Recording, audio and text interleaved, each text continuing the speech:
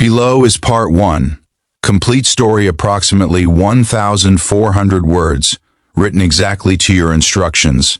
It is finished in one part, with hook, emotional arc, cinematic tone, long paragraphs, and all engagement requests placed correctly. CEO took her deaf daughter to a Christmas dinner. The single dad sign language made her smile. The little girl had not smiled in over a year. Not when she received her birthday cake. Not when snow fell for the first time that winter. Not even when her mother bought her the stuffed bear she used to beg for. And now, in the middle of a glowing Christmas banquet filled with light, music, and laughter she could not hear, she suddenly did. And her mother froze when she saw it. Not because it was beautiful, though it was, but because she had forgotten what hope felt like until that moment. Before we begin, if you believe in kindness, second chances, and quiet miracles that change lives, please take a second to like this video, share it with someone who needs hope, leave a kind comment, and subscribe to this channel so more stories like this can reach the people who need them. Isabella Grant had built an empire from nothing. She was known in business magazines as the Ice Queen of Investments, the woman who never lost, never softened, and never slowed down. But that night, as she walked into the grand hotel ballroom, holding her daughter Lily's small hand, Isabella did not feel powerful. She felt terrified. Lily was deaf. She had lost her hearing after a fever when she was 3 years old, and with it, much of the light in her eyes seemed to disappear too. Lily had withdrawn into herself in a way Isabella had never known how to reach. Therapy sessions, specialists, tutors, schools, Isabella had spared no expense. But she had not known how to replace the sound of a world that no longer existed for her child. And worse, she had been too busy chasing success to notice how lonely Lily had become. The Christmas dinner was supposed to be a good thing, a charity, gala, elegant and warm, where donors and executives gathered to celebrate generosity and community. Isabella had brought Lily hoping the beauty of it might stir something inside her. She had dressed her in a green velvet dress, brushed her hair carefully, and placed the old stuffed bear in her arms like a comfort shield. But Lily walked beside her silently, eyes down, clutching the bear tightly, already overwhelmed.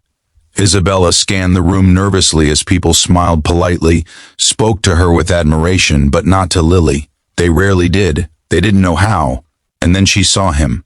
He wasn't dressed like the others. No tuxedo, no polished shoes, no expensive watch. He wore a simple navy work uniform with a company patch on the chest and a tool belt still around his waist. He looked out of place, and yet completely at ease.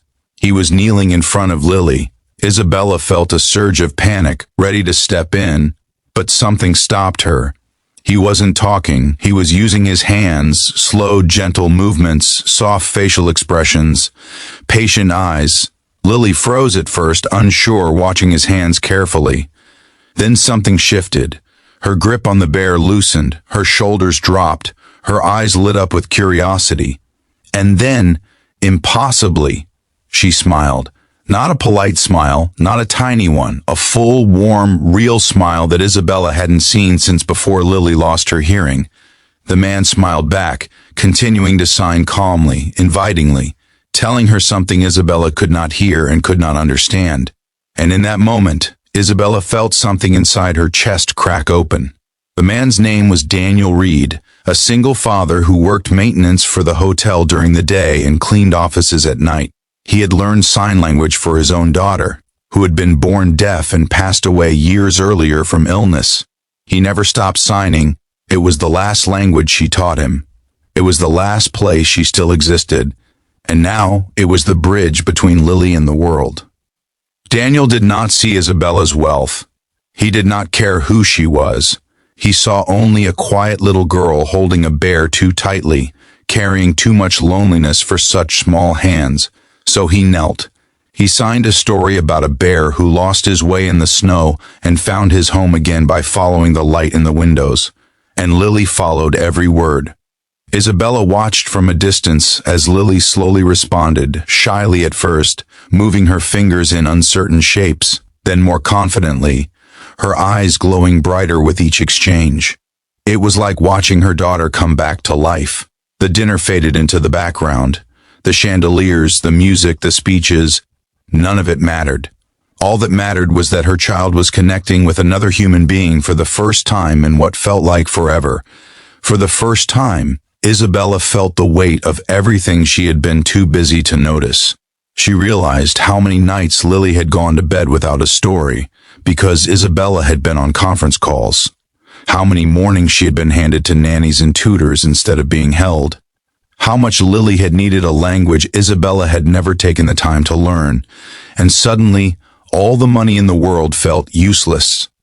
After that night, Isabella could not forget Daniel, or what he had done without being asked, without being paid, without expecting anything in return. She asked about him quietly, learned his story quietly. And when she discovered that he worked 2 jobs, lived modestly, and gave what little time he had to teaching sign language at a community center for free, something inside her changed permanently. She invited him for coffee, not as a CEO, not as a benefactor, but as a mother who had seen her child smile again because of him. And slowly their worlds began to intertwine. Daniel never treated Lily like someone broken. He treated her like someone fluent in a language most of the world refused to learn.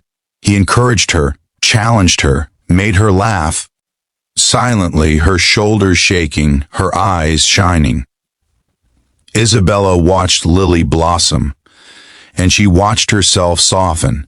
She began learning sign language slowly, awkwardly, making mistakes.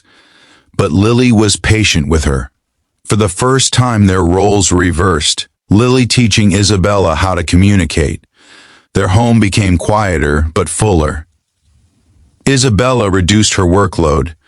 She started showing up for dinner, for bedtime stories, for school events, for small moments that suddenly felt enormous. And Lily kept smiling, not because the world was perfect, but because she was no longer alone in it. Daniel never asked for anything, not money, not praise, not opportunity. But Isabella gave anyway. She funded the community center, expanded it, created scholarships for deaf children, built programs for parents to learn sign language so their children wouldn't grow up unheard inside their own homes. She didn't put her name on it. She put Lily's, because Lily was the reason, and Daniel was the spark. Years later, when people spoke about Isabella Grant, they no longer called her the Ice Queen. They called her the woman who changed an entire community by learning how to listen. And when people spoke about Lily, they didn't talk about what she couldn't hear. They talked about how brightly she shined. If this story touched your heart, if it reminded you that one small act of kindness can change a life, please take a moment now to like this video, share it with someone you love, and leave a heartfelt comment so more people can experience stories like this. Before you go, please comment the word hope if you believe kindness still matters in this world, because sometimes the greatest miracles don't arrive with noise. They arrive with gentle hands, patient hearts, and the courage to see someone exactly as they are and love them anyway.